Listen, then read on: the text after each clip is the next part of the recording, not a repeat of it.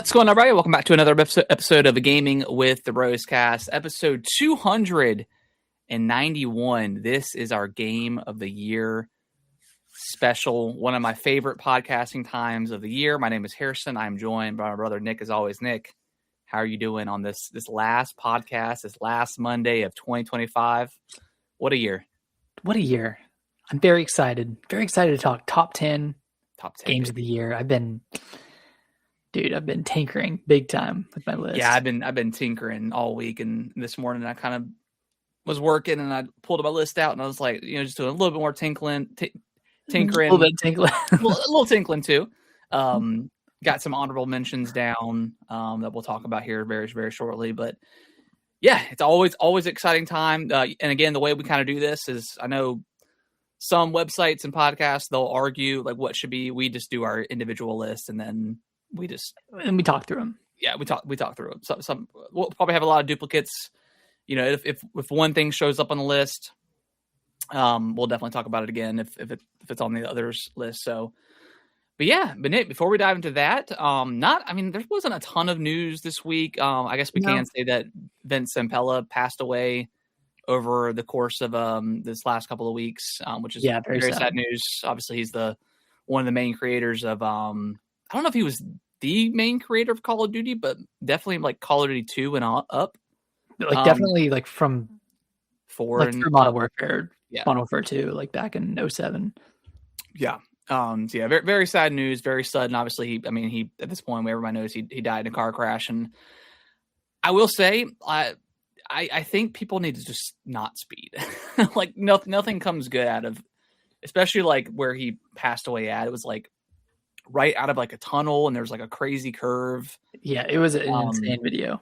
Yeah, I saw the video as well. So definitely something that could have been easily preventable, but nonetheless. Right. And that's what's sad. That's what's really sad about it too. Yeah. Yeah. Because I initially, my initial thoughts was like, oh, maybe he's battling like cancer or some sort of sickness, and then I saw that it was a car crash, and then I was like, oh, well, that sucks. And then I was like, well, it's his fault, and that was he the driver or was he a passenger? I think he was the driver, and he had a passenger in his car as well that passed. It's just sad. Yeah. So yeah, super super sad either way. So yeah, condolences out to his family and friends and the gaming community, because obviously he was a big part of all of our lives for a very long time. So definitely sad to see him go. But no way to segue out of that. But Nick, let's talk about our Christmas break, and then we can dive into what we've been playing. I've just been on paternity leave, entering week 7, but baby's 6 weeks old at this point. He's going through another growth spurt, and that's been very fun. It's awesome.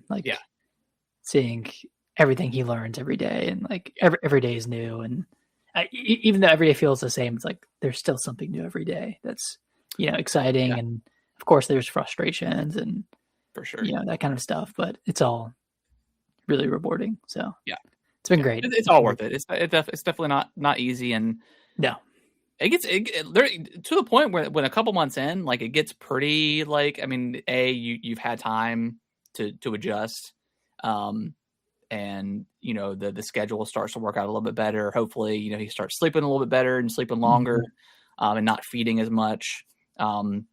It's when he starts crawling around and walking is when it starts to get fun, but B also like you're on your toes. There's not, there's no breaks. There's no breaks. You can't accidentally fall asleep somewhere, or whatever the case is now. Like you can fall asleep with him in your hand, in your arms, but which we do frequently. There's plenty of times where I've been downstairs and my son tried to go upstairs. Which your stairs is not, my stairs is not quite as steep as yours. So that's something you're gonna have to. We'll put up a baby gate. We'll definitely have to put up a baby gate. Yeah, because that could be dangerous. Yeah, but that's a future problem. Future problem. Yeah, you don't worry about that for a long time. So, but yeah, Christmas tree's great. This was the first time that I wasn't at our parents' house Christmas Eve and waking up there on Christmas, which is weird to say. I'm 30 years old, but for whatever reason, we've just always, me and Alicia have always ended up there. Everybody to make it happen, so it's not like we're flying around and stuff like that. It's just like, prior to having our son, it was just us. So like we don't necessarily have our own tradition yet, right? So yeah. So this was the first year that we were actually at our house for Christmas, and it was nice. Woke up and just did some presents, and then our parents came over and hung out for a little bit, and then I had some Christmas dinner. It was good. Yeah, being able to just wake up at your house and not have to worry about going anywhere, right? It's definitely awesome. Yeah. How's your Christmas? It was good, and like again, it was a little bit different, without you guys being there. So I mean, but everyone had a good Christmas. Woke up. I think Kellen woke us up at like 7:45, so we were still up super early. Went down and did the Christmas thing. I took a little nap while watching football. And then I got up and showered and changed, and then we went over to Mom and Dad's house for a little bit and had a little lunch, did some more gifts. So yeah, it was a great time. Awesome. I kind of wish the way my job worked out where I could take I always like to do vacation after Christmas and like just take it into the new year. But I didn't get to do that this year. Unfortunately. So you're back at work? Yeah, I'm back at work, which is not, I mean, I went back Friday, and then I was out for the weekend, and then I got to work 2 days, and we'll probably get off early on Wednesday for New Year's Eve. Yeah. So not, not too bad. Not too bad in the grand scheme of things. But yeah, it was a great Christmas. Had a good time. Nice. All right. Shall we talk about the games that we've been playing before we dive into our top 10s? Yeah, I will say I did get Kirby Air Riders for Christmas, but I have not actually played it yet. Awesome. I want to play more of that game. I wish I would have played more of it before. Yeah, I was gonna like try to prioritize that, but I was like, I'm not gonna be able to beat the camp. Well, I guess I probably could. It's not. I know that like the single player like one run isn't like super long, but yeah, I was like, let me just get through the game of the year stuff, and then I'll just crack it open and give it a good go because I know that game is really good. But yeah, let's talk about what we've been playing. Nick, I am dying to hear about Shinobi. So kick it off. I really wanted to play this game before Game of the Year, and I managed to crack it in today. I finished it today, right under the wire. I didn't know if I could do it because like. It's not a super long game, which is it's not, but it's longer than I thought it was, and the levels themselves are pretty long. And for the first half of the bunch of levels, I was trying to do as much as I could, and like obviously there's only so much you can do because it's kind of a Metroidvania style where you get abilities later on that you take back to the beginning stages that you can use to. It's level. It's like it's very much like a light Metroidvania, like everything is stage or level based, however you want to say it. But yeah, like you said, once you, I mean, you get like a new power upgrade, something item, pretty much every new level, then you can take it back and use it on previous levels. So yeah, just knowing that you're not going to be able to beat everything in one go is a good mindset because you literally can't. So you can always go back. And so did you go back and 100% the game, or is that something you're going to work on? Something I'm going to work on. Okay. I was getting a litro frustrated towards the end because I was trying to do like the platforming challenges and like do the the Oboro like fight challenges as well, and some of those are pretty hard. So I was getting caught up on them, and I was like, I gotta finish this game, but I was trying to prioritize finishing it over like beating my head against the wall. Right. So I got to this one like one of those Rift challenges, one of the platforming challenges, and I couldn't do it. And I was like, man, I got to stop myself here and just keep going with the game because I'm going to get frustrated. And, I only have so much time to like play a game in one set general right now. Yeah. And in general. So I just kind of like powered through the end of it. And then I went back and beat that section. Okay. Yeah. And I think I'll go back and do the other stuff too. Yeah. It's not like, it's definitely like a challenging game. It's nowhere near as difficult as like a Hollow Knight, which is why I love this game so much. Like you get like that Metroidvania style that you and I both love, with a really like intricate combat system. Like it is there's like a lot of different combos you can do. And and it's very satisfying when you can juggle like characters up in the air. Yeah, the combat is probably in my opinion, maybe the best 2D combat I've ever played. Like it's pretty up there with like Prince of Persia. I like might Hollow Knight above it. Yeah, just because the bow in Prince of Persia is so good. Yeah, and like all the time warping mechanics in Prince of Persia, I think it's cool. Yeah, they're just so cool. I need to go back and finish that DLC for Prince of Persia. I bought it. Yeah, I did too. Yeah. But this game's awesome. Yeah, Shinobi's really awesome. I thought the bosses were great. Yeah, the level was really cool. The specific level where you are fighting through the inside of the kaiju demon, that one was really awesome. Yeah, that was awesome. Yeah, I thought it was great. I mean, I got a little frustrated with some of the checkpoints, and not even just like the save points themselves, but when you are doing like a platforming challenge or you're just going through a level and you like fall down a pit or you hit some spikes or something and you respawn with like a chunk of health missing. Yeah, it takes you back pretty far. I was like, okay, I got hung up on that a little bit too. Some of that stuff isn't super great, and I did get pretty frustrated on some of those platforming challenges. Like there's like the one, I can't remember what level it's in, but there's like a bunch of saw blades, and you have to like. But once you get it, like it's very, very satisfying. Is it one of the Rift ones? I believe so. No, I don't think it was. I think it was just part of a level, and you have to do it in order to get some sort of item. I can't remember exactly which one. But yes, the Rift ones, those are pretty tough. There's one, the one that I got stuck on, has like those saw blades and like you have to jump in the air and stuff. And then you get halfway through and you have to fight like a gang of enemies. Yeah. And then once you beat those, you have to do the second half. And if you die, you have to restart the whole thing. So I died once on the second half to a dumb mistake. And I was like, man, I gotta just leave this. And I think like depending on, I'm not really sure how they do it, but like if you're doing the platforming sections and you fall off, depending on how far you got in the level, it will respawn you as long as you have health. Enough health. But there is some where like the screen is moving and you just have to keep going. And there's a couple of like really, really hard ones. Yeah. And even like some of the sequences in the story too, where you're running away from something. Those are very like Meat Boy-esque. Like, it reminds me of Meat Boy a lot with some of those riffs. Yeah. So there were some weird difficulty spikes, but as far as like the combat and the bosses go, like none of them were too difficult. Like I thought they all had a really good difficulty of like you fight them once or twice to learn them, and then the third or fourth time you're pretty much good to go, locked in.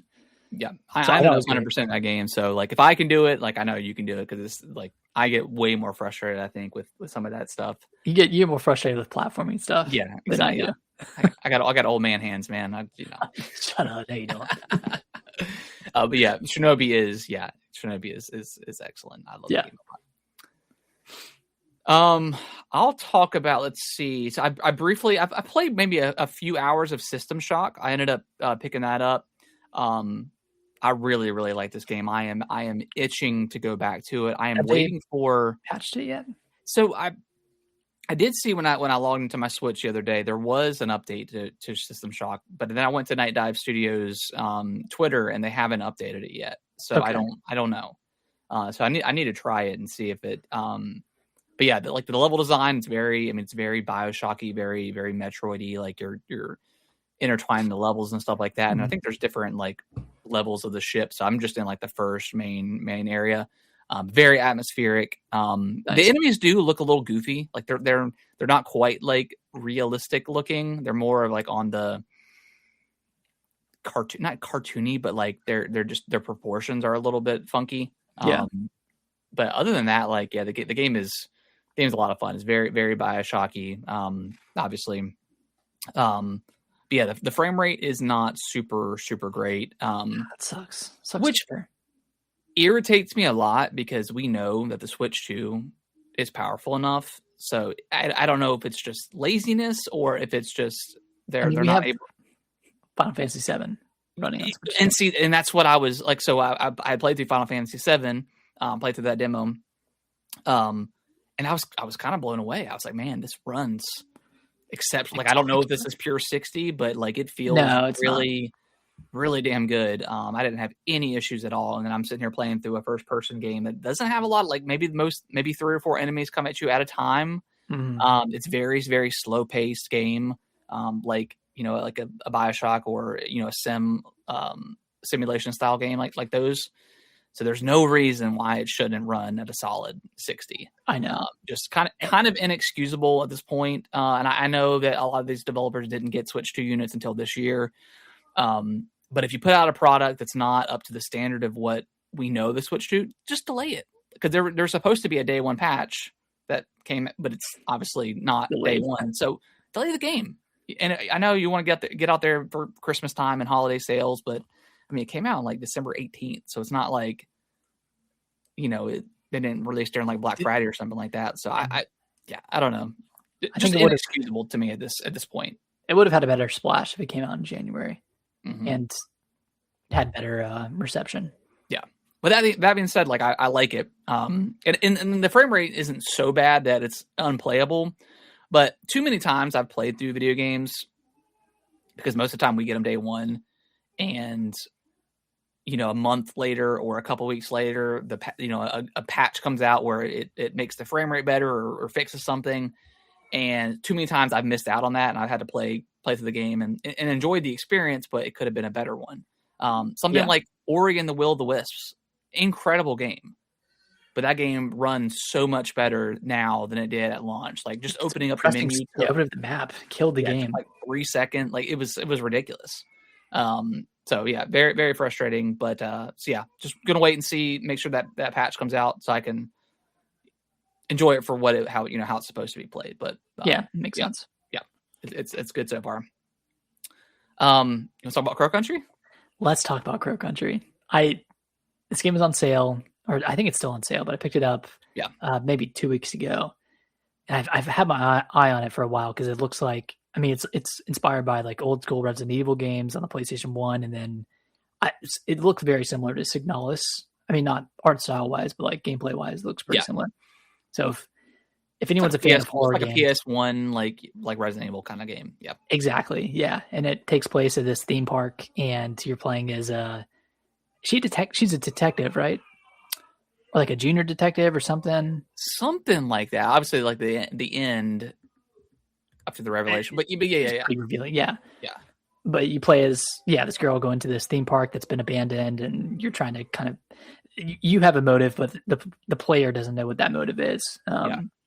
And you get there, and like there's these monsters that have kind of taken over this theme park. So there's like four different main sections. It's kind of I don't want to say Metroidvania style, but like there is like, oh, you get this bronze key and that unlocks this series of doors, and then you find the silver key and you can unlock it's like Resident Evil. Like you're kind of exactly like Resident Evil, on like especially like Resident Evil 2, like when you're in the police station, like you're constantly unlocking doors and kind of coming back to the main area. So so there's a lot of backtracking. Like you get to an area and there's a bunch of locked doors or areas that you just can't get to yet that you come back to later in the game. So it does a good job of circling back on itself. And I think the combat's serviceable. It's not anything crazy. No, but very, very, very Resident Evil, like just tank controls kind of. Yeah. So, but you get your pistol, your shotgun, you get like a flamethrower, and one other weapon? The revolver. The revolver, that's right. Yeah, of course, there's a revolver. Yeah. But just like Resident Evil games, what's cool about this one is if you beat it and you have a high enough score, and a score is just determined by like how many heals you used, how many times you've died. I think there's some other factors, how many secrets you've found. But you can get like additional weapons or modifiers for the game. So I finished with a B rank.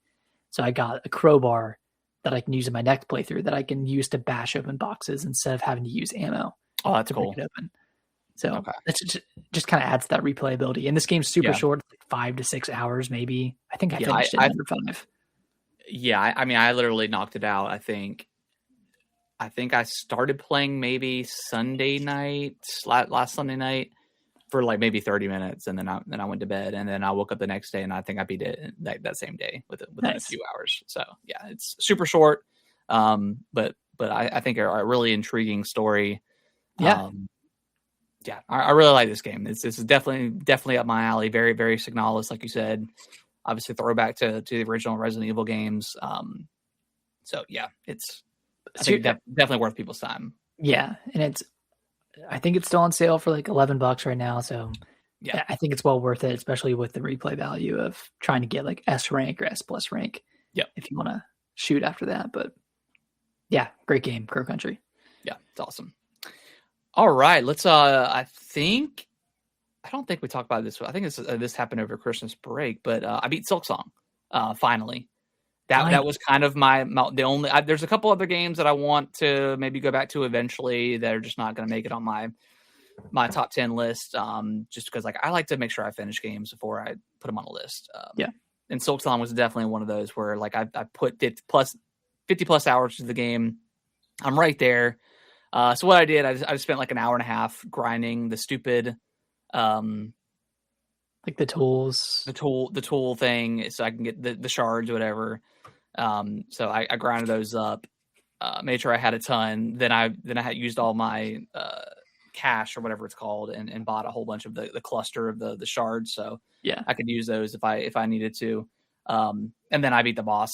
I probably did about 2 hours in one go, and I just could not beat it. And I was just like, man, I don't know. You get to that point, and then I put it down, and then the next day I beat it on my first try. And it was like, it literally felt like I beat it in like a minute and a half. It was ridiculous. So and it's not a long boss. And it doesn't have like, I think if you do enough damage to her, like it doesn't go into like the third or fourth phase, something like that. Mm-hmm. So I just I looked up kind of the best strategy to do, and that ended up working for me. So yeah, I have officially beat Silksong. I have not gone and done anything else into the next chapter. I don't know if I will, to be honest. Maybe closer to whenever the DLC comes out, I'll dive back in and do some of that stuff. But for right now, putting it down, I had a good time with it. Not a great time with Number 11 on your list. No, it's a fantastic game. Just very, very, very frustrating. And everybody's gonna have different experiences with these types of games. Same thing with like any sort of Dark Souls game. Like some bosses, you're gonna one shot on your one try, and then your friend might take 3 hours to beat. It's just sometimes those types of games that can get you hung up on some stuff. Yeah. We already talked about Final Fantasy VII. Got the demo for Switch 2. Very impressed by this game. I think I have like your PS5 version of Final Fantasy VII, and I think I booted it up once or twice and just never clicked with me for whatever reason. I just don't know if I was ready for like an RPG. But after playing through this, I'm ready to go. I'm ready for Final Fantasy VII. So I'm very excited about that. So I've got that on pre-order. So excited for that. You finished Final Fantasy VII, haven't you? The remake? Yeah.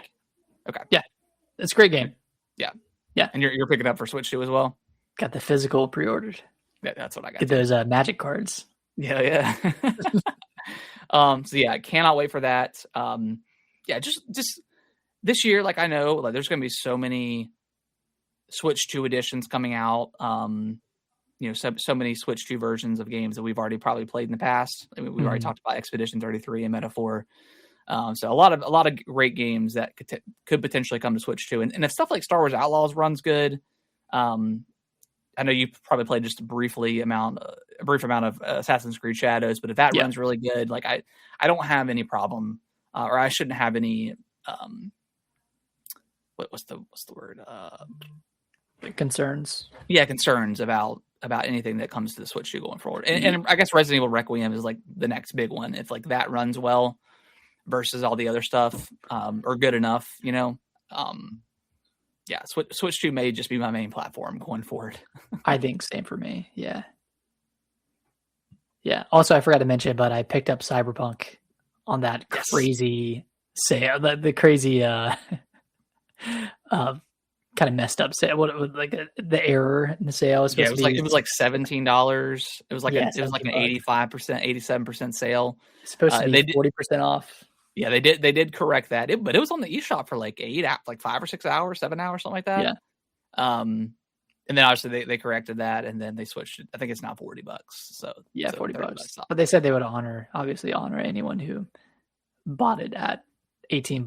I mean, that's just such a crazy deal. I don't think it's gone on sale for that low on other platforms. I don't think so. Yeah, that is a crazy steal. Have you played it all on the Switch too? No, not yet. Okay, not yet. Yeah, it's again one of those. Just couldn't pass it up. Yeah. I would have done the same thing. Like if I hadn't already gotten it, but yeah, fantastic game. And then in the last, I just kind of mentioned it briefly, but Star Wars Outlaws. Been playing through that. I think about 7 hours in the game now. I like this game, dude. I'm a big Star Wars fan, and I think anytime you can make a game that isn't you playing as a Jedi with a lightsaber, I think is really interesting. And this one obviously is more of the smuggler aspect of Star Wars, because that's obviously huge in that franchise. But yeah, you play as a Kay Vess. She's a down on her luck smuggler. Always are. Always are. Looking for that next big fix. But it's cool because she has like a companion, which I think every Star Wars game you have some sort of companion. Yeah. This one's an actual animal. His name is Nyx, and it's cool because like he'll you can use him, and there's a heavy stealth mechanic in this game, which I know they fixed it, I guess, when it originally came out. Mm-hmm. And now I don't know if before, like if you got caught, like you had to restart the mission. I think so. Here it's pretty forgiving. Like checkpoint based. I don't checkpoint based, but like I don't know. There's been times where I've been caught and it's just been a shootout, and then that's it. I just continue. Okay. I just continue on. So I'm not quite sure exactly what they changed, but I like the stealth mechanic. It's pretty forgiving. But like also because you could like walk into a room and then you can literally just kind of circle around some of these characters, and you can be kind of almost right beside them and still walk around them. Yeah. But it's fitting for the Star Wars universe because those characters are so dumb. Like how many times, like a ship should not be able to get onto an Imperial space station or Imperial ship and sneak on there and then run amok. Like that just shouldn't be, it's a suspension of disbelief. That's what the Star Wars. So it fits perfectly into the kind of the AI that's in this game. So I think it works out just fine. But yeah, it's basically there's different factions in the game, different gangs, or what I can't remember what they're called, syndicates in the game. So you have like the Hutt, you have like the Crimson Dawn, the Pikes, and there's one more, and then there's also the Imperial as well. So I haven't dove. There's been a couple of times where the Imperial syndicate has tried to recruit me, and I'm like, nah, I'm not messing with the Imperial. That's crazy. Right now, I'm on a mission where the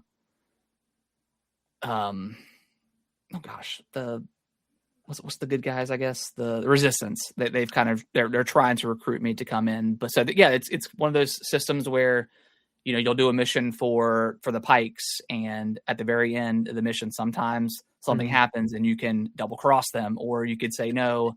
Oh, that's fun. I'm going to honor the job and do it, and then you'll get a good rating with that, and then with a better rating, you get more missions from that syndicate.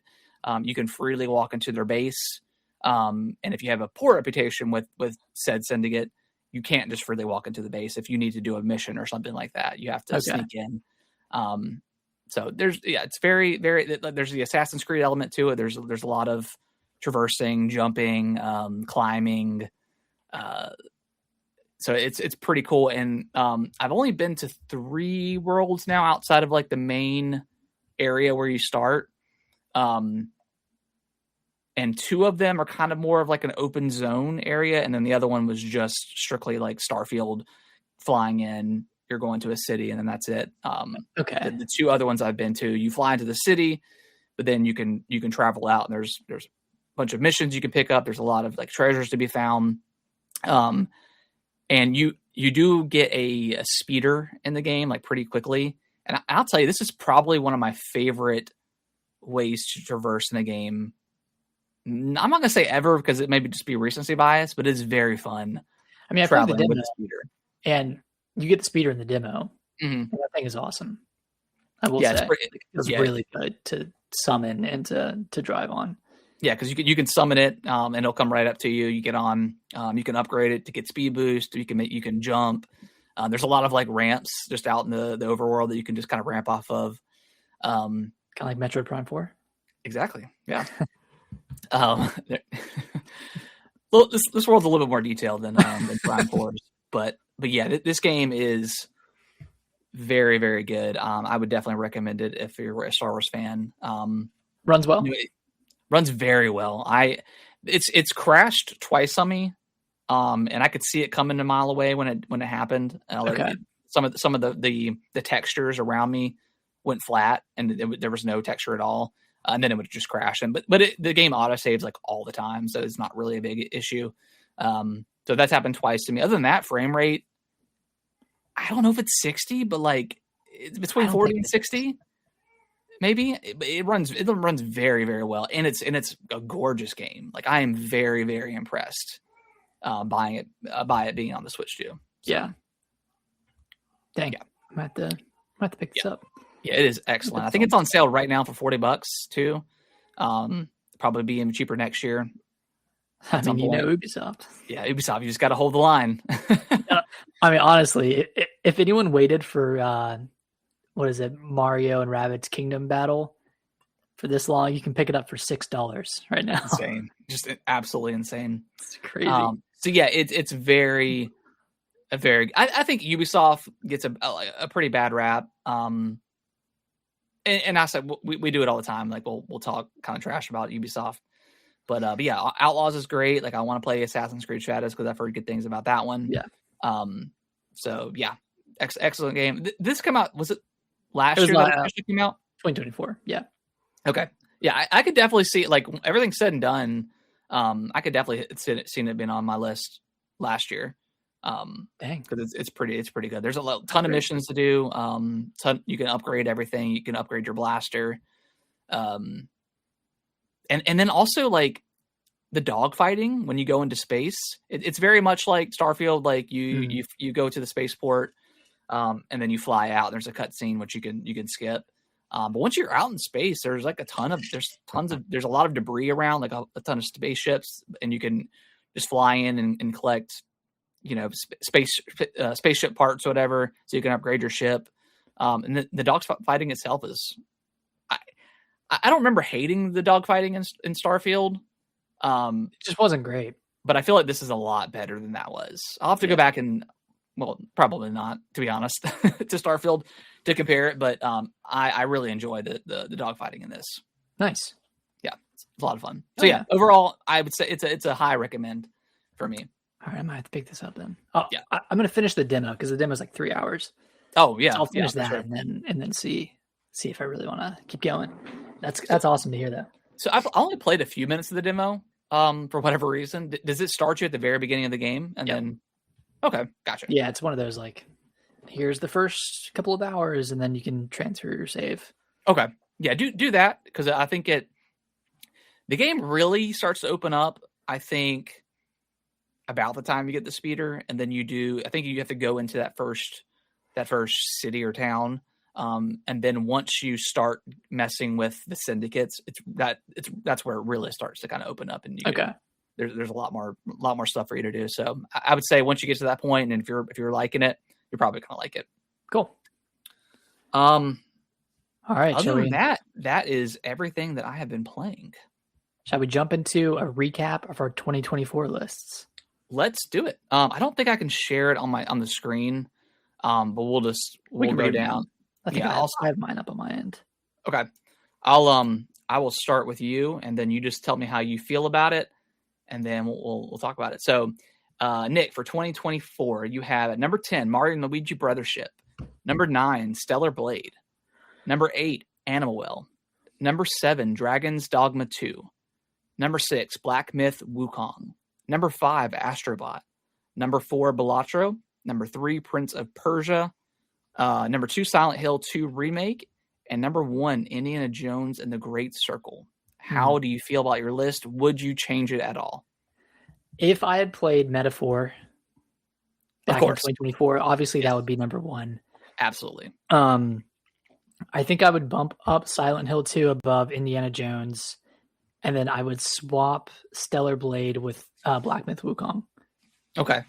I think looking back on both experiences, I enjoyed Stellar Blade more than I did Black Myth all the way through. Whereas like I mean, you know this, but I heavily disliked the ending or the last chapter of Black Myth. Whereas with Stellar Blade, I think it was consistently a good experience throughout. Yeah, there wasn't like really an area or like a sequence that I'm like, yeah, I don't like this. It was just kind of it was a very consistent game. Yeah. And then if I had played Crow Country in 2024, that would definitely be on my list. I don't know exactly where. I mean, it would push out Brothership. Okay. Maybe above Black Myth. It's like a number 7. Yeah. At least. I mean, I still want to play through this game again, and I might play through it one more time. Just since it's so short. But yeah, I really wish I would have played this game last year, just because it really did hit that like that old school horror itch. Yeah. That's I don't think I would change anything else. I don't think I played any other 2024 games this year. Yeah. But what about you? Let's hear your list and hear what you would change, if anything. Absolutely. So I've got number 10. I've got MEO and the Smiling Man. I've got number 9, Call of Duty Black Ops 6. Number 8, Indiana Jones and the Great Circle. Number 7, Another Crab's Treasure. Number 6, Balatro. Number 5, Prince of Persia. Number 4, Black Myth Wukong. Number 3, Astrobot. Number 2, Stellar Blade. And number 1, Silent Hill 2 Remake. Wow. We had really different lists. We did, yeah. I probably would have swapped maybe Black Ops 6 and taken that off my list completely, and put in Dragon's Dogma 2. I really like that game. Actually, no, maybe I didn't love that game. You did not like that back half, dude. Yeah, that back half was pretty atrocious in my opinion. Once you got into like the same, okay, never mind. But maybe I think I would probably put MEO over Black Ops 6. I didn't finish that campaign. I enjoyed it, but I don't know. Just Call of Duty just isn't. I played a lot of that multiplayer though. I did enjoy. It was a good multiplayer. Yeah, I did enjoy the multiplayer. Everything else, like I think Indiana Jones was in a good spot there. Metaphor. Well, yeah, Metaphor definitely would have been. So yeah, what I probably would have done then, Metaphor would have been number 1. Everything else would have moved up or moved back, and then I would have knocked Call of Duty off and just left him MEO on there. Okay. Yeah. As a number 10 slot. So I think I'm good with my like I may have swapped around like Prince of Persia and Black Myth, but depending on the day, I may something. So I feel pretty good about it. Black Ops 6 is like really the only one, and maybe I just didn't play like a ton of games in 2024. Let me you played like Zelda Echoes of Wisdom. But I didn't finish it at that time. Yeah, that's right. Yeah, you didn't finish it. I didn't want to put it on my list. You weren't really finishing Nintendo games at the time. Yeah, I was pretty down on. I do have my list from last year. Let me look at it. Top 24. Let's start with everything on there. Plucky Squire. I purged. But I still haven't beaten that game. There's Sparking Zero. Paper Mario I didn't finish. Oh yeah. Elden Ring Shadow of the Erd Tree we didn't count. We should start doing that. If there's like a really like high quality DLC, we'll just throw it on there. Who cares? Because that would have been my number 1. Yeah, absolutely. Absent of Metaphor, obviously. Yeah. I finished Echoes of Wisdom this year. So that definitely would have been on my list for sure. It probably would have been maybe at number 7, maybe put Another Crab's Treasure back a little bit. Was that on my list? No, it wasn't. Damn. And then Dragon Ball Sparking Zero I also played through, but just did not. I just didn't love that game. Did I miss? I marked it as an 8 out of 10, personally. Echoes of Wisdom? Yeah. Okay. So yeah, I feel pretty good about the list. Obviously, Metaphor. I mean, we both played that in January after we gave the gift to each other for Metaphor. So yeah, that game was incredible. Mm-hmm. All right, well, let's dive over into let's do our honorable mentions for the game of the year, and then should we do honorable mentions last, since that could give away what's not on our list? I think it'd be kind of fun to do our honorable mentions now. Okay, all right, yeah. Then it's like what? Okay. I'll tell you what. Let's take a quick break, and then we'll come back and do honorable mentions, and then get to the list. Okay. All right. Well, like we said, we're gonna dive into our top 10, but first we're gonna do our honorable mentions. Nick, you want to go first? Or you want me to go first? I'll go first. Okay. So, honorable mention to Skate Story. Okay. Played this game. It came out in December. But yeah, skateboarding game that revolves around you being a demon and you're trying to eat the moon. And this game has an incredible vibe to it, incredible atmosphere. The graphics are great. Played it on Switch too. The controls feel incredible after you learn them. It's just a really, really fun game to play. I mean, it's not my favorite experience of the year, but I do want to, continue to go back to it and continue to play it because it's just a fun skateboarding game. Did you finish the game? I did, yeah. You did finish it. Okay. All right, what you got? We're gonna do one by one. Okay. Actually, yeah. Let's do one more. I've got it kind of broken up to stuff that I didn't finish and I know is really good, and then stuff that I've played and just haven't, or played and just didn't enjoy it as much as my top 10. Feel free to fire yours off, and I can circle back and fire mine off as well. Okay. So I've never finished. I've got Kingdom Come Deliverance 2. Nice. I know that game's great. Just huge game. Kind of came out with, I think, around Avowed. And I ended up clicking with Avowed a little bit more as far as like the gameplay, because Kingdom Come it's obviously like a sim game, and it could get a little frustrating when you were losing and dying and stuff like that. But I respect the game. I want to go back and play it at some point. A huge one, and I know people are gonna hate me for it, and it's probably on your list as well, Nick. But Split Fiction. I tried playing with my wife, and we played quite a bit of it. Just never finished it. In January, we're going to lock in and we're going to finish this game because I need to finish it. I know it's a really good game. It's scored very well. Yeah. So yeah, need to go back to that. Nick, give me some more of yours. Silent Hill F. Okay. Really great game. I didn't click with the combat as much as you did. I think it might be on your list, but the story was incredible and graphically the game's amazing. It plays really great. It's just the combat I didn't click with as much. Yeah. One of those games that I hope comes to the Switch too, as well as Silent Hill 2 remake as well. Yep. Yes, I did. I did really enjoy that combat. And I'm gonna go back and play it again, because I know there's additional story elements that open up in different playthroughs, and you can unlock new weapons and stuff like that. So yeah, that's probably going to be on my list to go back to after I'm finished with Outlaws, and hopefully get back to System Shock. So yeah, cool game. And then two more games I want to shout out. One, Pipistrello and the Curse of Yo-Yo. This is a really excellent retro Zelda, like 2D Zelda inspired game, similar to like Oracle of Ages or Oracle of Seasons. Plays really great. Just a really, really fantastic game that makes awesome use of like yo-yo mechanics. So that's a really great one. And then did that game come out after the Switch 2 launched? No, it was before. It was before. Okay. I was going to say, if it came out like right after the Switch, that would have been kind of the perfect timing, because there wasn't a ton of play on the Switch 2. Yeah. You know, and that's when I played it. I played it after the Switch 2 came out. Yeah. And then actually 2 more games I want to call out. One, Xenoblade Chronicles X Definitive Edition. I'm not including that on my list just because it's a game from 2015. Yeah. But I loved it. I put like 50 hours into this game and absolutely loved it.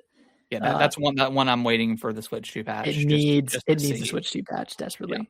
Because I want to go back to it. And then Ender Magnolia. This is a really, really great Metroidvania game, kind of similar to like a Hollow Knight.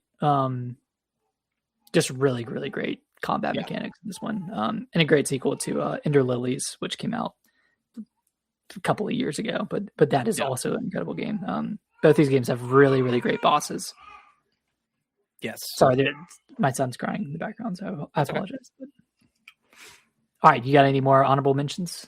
Yes, I've got a few more here. So I've got Elden Ring, Night Rain, just a game that I never gave much time into. I know the game is great, and the few times that we played runs together, it was a lot of fun. We never got a chance to go in and do co-op after we were kind of like, man, this game should have co-op, and then not too long after co-op came out. So very cool that they listened to the community from FromSoft and got that in there.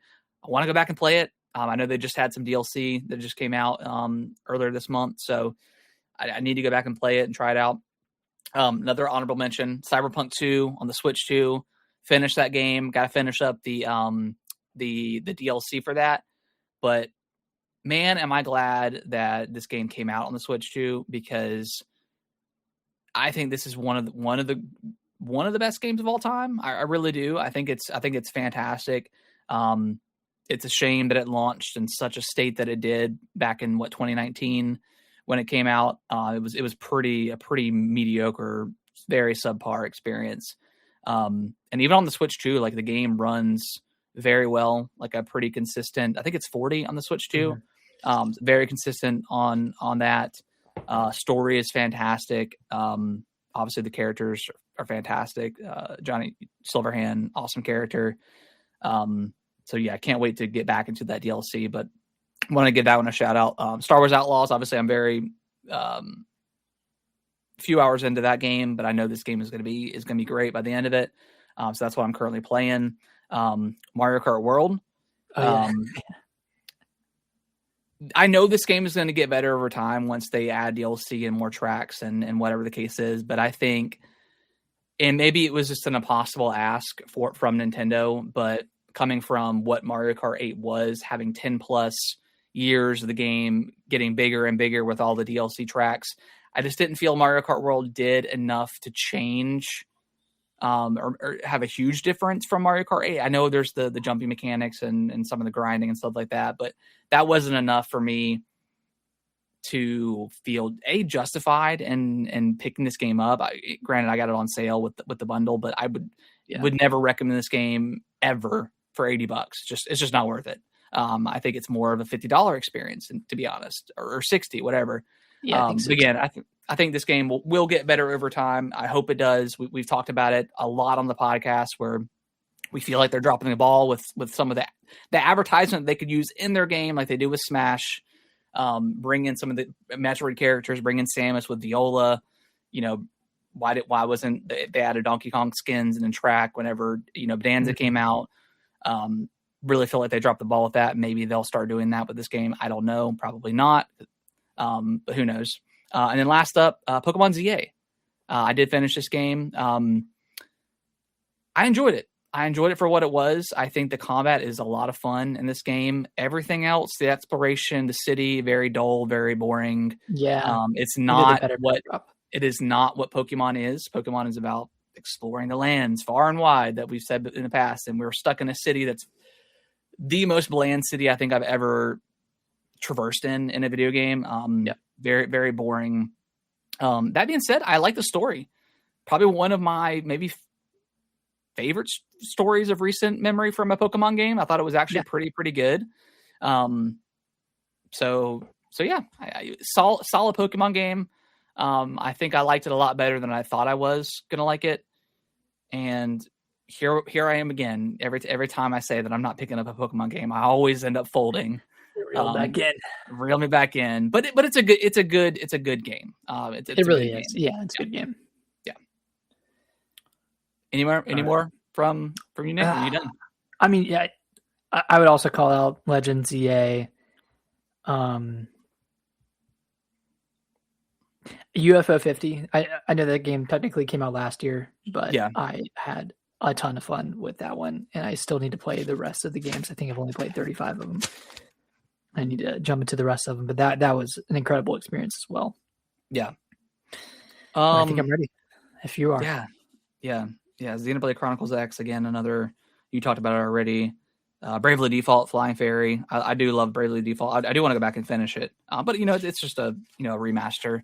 But I didn't love the art style. I wish they kind of would have done the 2D HD, which I know people are kind of sick of that art style, but maybe they should have done that for this one. I don't know. It's still a fine game. The combat is still a lot of fun. So All right, Nick. Well, let me pull up our list here, and then that way we can kind of just add on as we go, so we can both input stuff in there. Cool. All right. You want to kick it off first? Do you want me to kick it off first? I'll kick it off. All right. I'll start us fresh. Let's do it. All right. Number 10. Avowed. Hell yeah. I think I'm higher on this game than a lot of other people are, but I really did dig the combat in this game. I had a lot of fun with all the dual wielding stuff, and just I really like the art style. I thought the art style in this game was really good. The story wasn't the best. Yeah, there were some pretty good side quests. Pretty forgettable.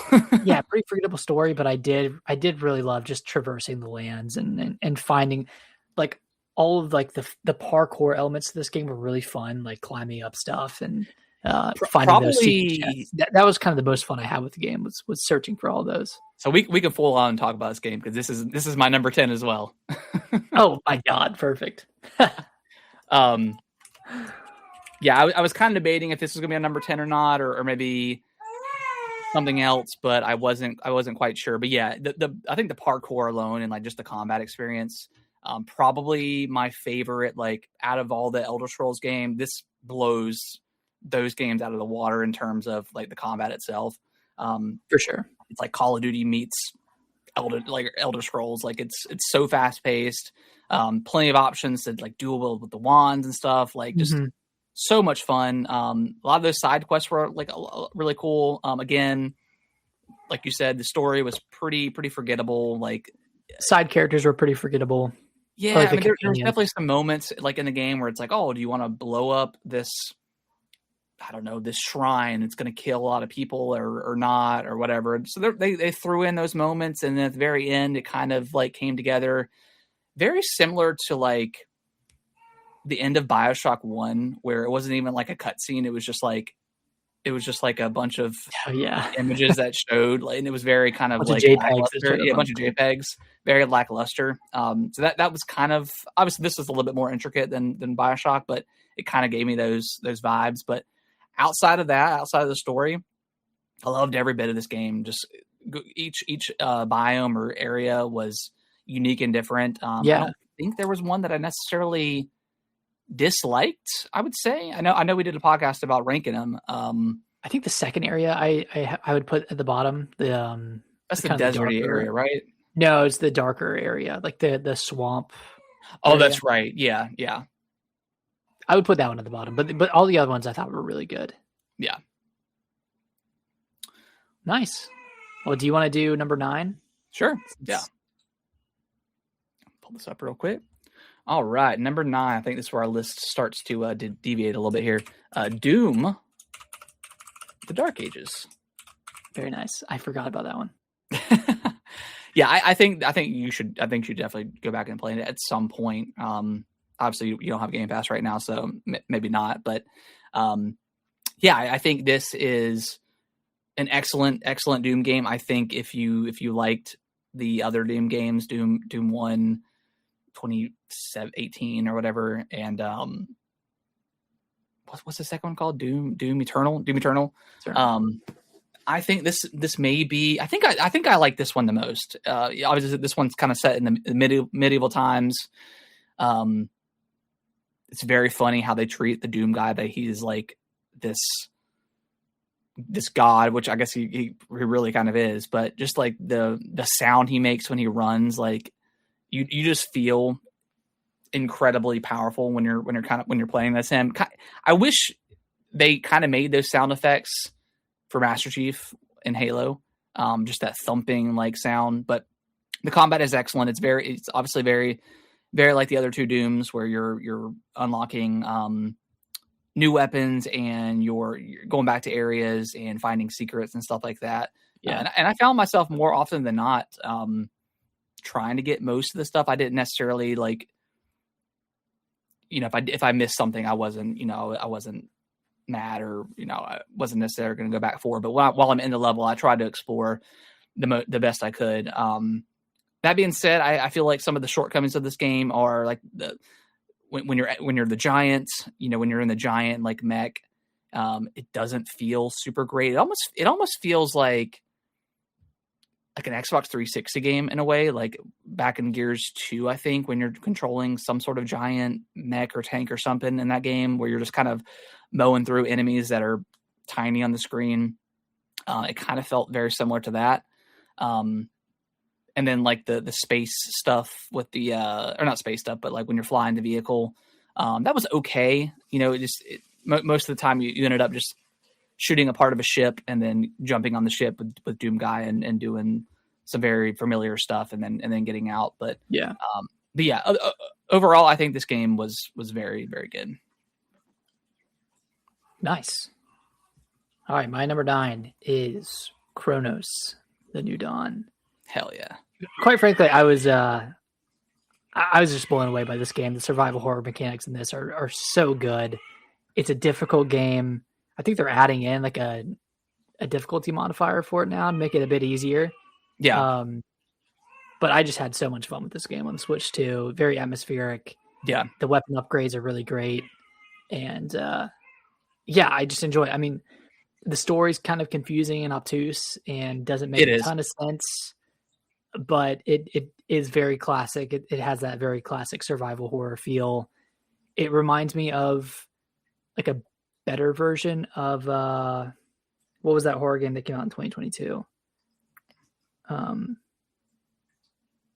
What is it called? The one that did not review very well at all. The one from Tim Schafer.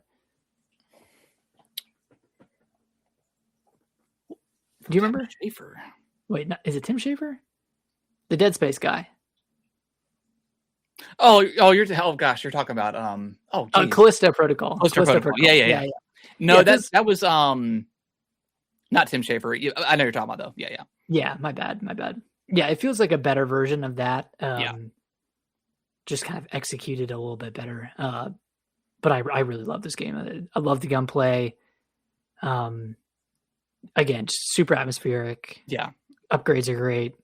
And then just kind of like switching back and forth between different realities was also kind of fun too. Yeah. Yeah. Yeah. That game is really good. It really, after Silent Hill 2 remake, that solidified me. I was like, yeah, this is gonna be a day one for me, because I pretty much trust Bloober at this point. Which, speaking of Bloober, they did release the Layers of Fear like legacy remaster or collection. That's got every Layer of Fear game, like all remastered specifically for the Switch too. So yeah, I may end up picking that up. Yeah. All right, my number 8 is Hyrule Warriors: Age of Imprisonment. I was wondering if this was going to be on your list. Yeah, I like this game a lot. This is probably my favorite Warriors game, probably ever. I know you've played more of the Nintendo ones than I have with the Fire Emblem stuff, so I don't quite know how that compares with this. Yeah. But that being said, I think this game is excellent. I love the fact that it's tied in directly to Tears of the Kingdom. It's the sequel, the prequel, letting us know what happened. Although we kind of knew like how the story, ended up, but it was cool. They implemented new characters and stuff like that into it, and it made it make sense in a way. For for those characters to be added in, and didn't like mess up the lore or anything like that. So I thought that was really cool. At the end of the day, to me, it's still a Warriors game. It runs fantastically on the Switch too, but it's still a hack and slash. Most of the characters are kind of feel the same at some point. Like it just kind of depends on who's got fire versus ice and electric versus water and some of that stuff. Some of the characters feel a little bit different, but most of the time it kind of feels all the same. And again, you're just kind of going through the levels, hacking and slashing your way through. It's not an overly difficult game. But I think it's a very good game. Wow. Honestly, I'm surprised it's above Doom and Avowed, but you played a lot more of the post game and additional content than I did. Yeah. And again, it's a lot of the same kind of stuff, but yeah. I enjoyed that kind of rhythm that it gets you into with some of that stuff. I think I'm good. Like I know there was a second update that came out. I'm probably, unless there's some sort of major DLC that comes out for this game, I think I'm probably done with it for the time being. But yeah, I thought it was a solid game. Nice. Yep. Yeah, really great game. I think it is one of the best Warriors games. I do really love the Fire Emblem Warriors, both of those games. But I think this one, like from a gameplay perspective, is one of the best. Yeah. Okay, my number 8 is Shinobi. Hell yeah. Of Vengeance. I mean, this is I kind of talked through what I liked and disliked about this game earlier. But just to reiterate, like the combat in this game is incredible. The Metroidvania aspect of kind of going back through levels with new abilities. Yeah. The bosses are great. Nothing is too challenging. All of it feels like just the right difficulty. And then just like having so many different combat variations and like all the different like ninja moves. I can't remember what they're called, like ninjutsu moves you can do, like the specials, and then you can like one hit KO enemies after you get them low enough. Like there's just a lot of cool stuff added into this game that feels really great. And I do want to go back and 100% it. I think there's DLC coming out maybe next month, I believe. I love the game so much that I bought like the expansion pack that came with like a really cool like blue skin, like completely blue skin. Nice. And the skin you get for I think or maybe not 100% in the game, but beating like the secret boss, you get like a really cool skin too. So yeah. Okay. Yeah, I'll have to go back to it and try to 100% it just so I can get some more stuff. But like this game is right up my alley. It has the fun platforming challenges. It has a really good combat, and then of course all the Metroidvania stuff is awesome as well. So yeah, this one is definitely a standout, and I'm glad I finished it under the wire. Yes, yeah, I knew you would like it. Yeah. All right, my number 7 is Silent Hill F. Wow. Yep. All right. Yeah, I enjoyed this game a lot. I like you said, where the combat, like the hand-to-hand combat for you, or the close counters combat, didn't hit for you. It absolutely hit for me. I really enjoyed that system, the dodging mechanic. I don't love like when weapons kind of degrade and degradation in games, but this one I didn't really mind at all because you're kind of constantly picking up new stuff. Whether it's like a heavy axe that takes a little bit longer to charge up, or if it's just a lead pipe or like a knife that you can get that's like super super fast and powerful. And then you can also like repair your weapons and stuff as well. But love the theme of it. Love like the 1960s Japan. I love the story aspect of it. How women were treated back then, and how they're mentally, how does it impact them? And then like I said, I want to go back and play through it again to see the different changes, because this is one of those games where it's not a very long game. Like it's not nearly as long as Silent Hill 2 remake. So it's definitely constitutes like multiple playthroughs, because you're going to get more story. That's going to open up in the game and maybe make a little bit more sense. But yeah, it wasn't nearly as scary as Silent Hill 2 remake. But that being said, like I loved walking around in like the town area. I didn't love necessarily the Otherworld or whatever it's called. I can't remember the name of it. Yeah. I didn't love that aspect of it. It felt a little bit too clean to me in comparison to the other world or whatever in Silent Hill 2, where everything is like broken down and dingy and corroded.